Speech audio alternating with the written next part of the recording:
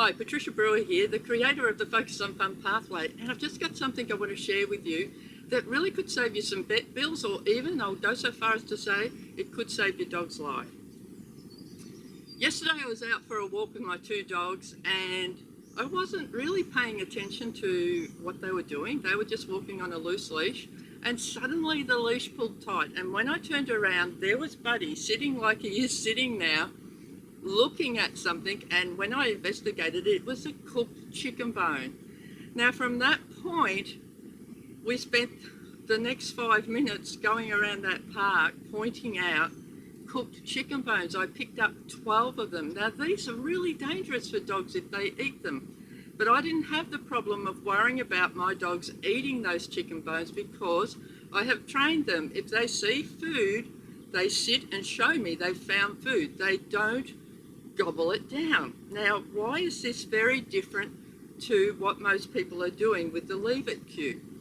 I know that many of you would have done things already. You've got your bowl of food and you're about to feed your dogs at night or in the morning, and your dogs know that if you put the food down on the ground, they're not allowed to take it until you give them permission to eat. I know many people do that, but then when it's away from that environment, they're relying on the leave it cue to get their dog to not gobble down something that they find.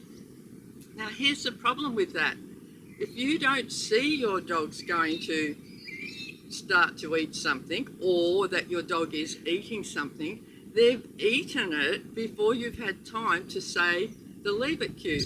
Whereas with the way I train the dogs, you don't have to worry about that. They know not to steal the food. They won't steal the food without permission. They will just point it out to you.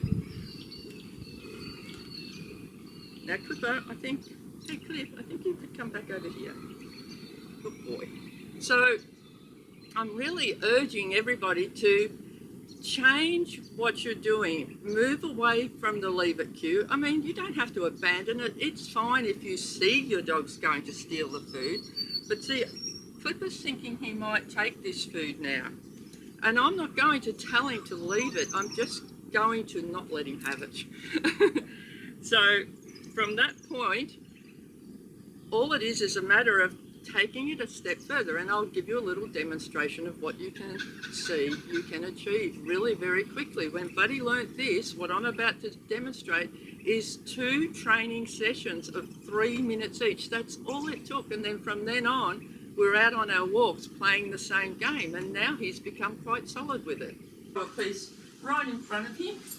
Good dog. Now he's doing well with this trail of food on the ground for him to have to go through.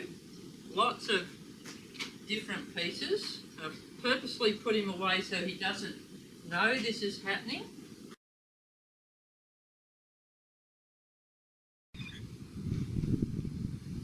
I'd like him to look at it and then make the choice. Good. Good boy.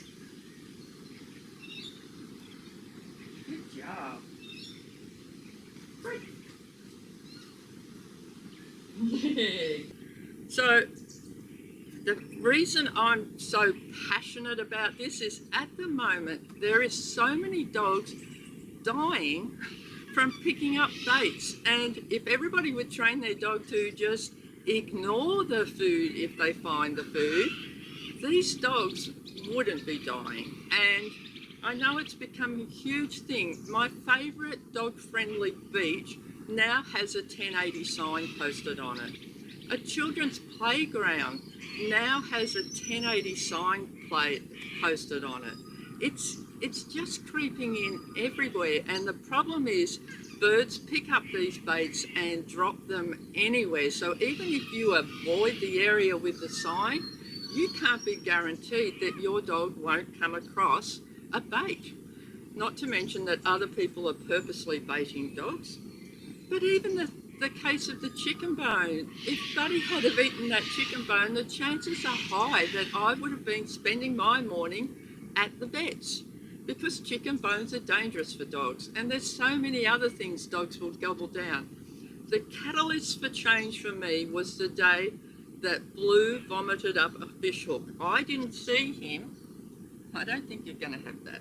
I didn't see him eat that fish hook. It must have been a piece of bait on the beach that he saw and gobbled down. I didn't even know it had happened.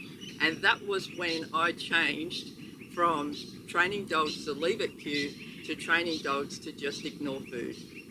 Well, that's about it for today. Look, if you really do want a dog you can 100% trust is going to listen, focus and respond, that's what the Focus on Fun pathway is all about. You must share a powerful connection. That is what gives you the control. It'll give you way more control than any leash possibly could. And that is the goal of the Focus on Fun pathway. Just 3 simple steps to forge a powerful connection and have the best dog ever. The games that I use to train dogs to ignore food can be found in step 2 of the pathway.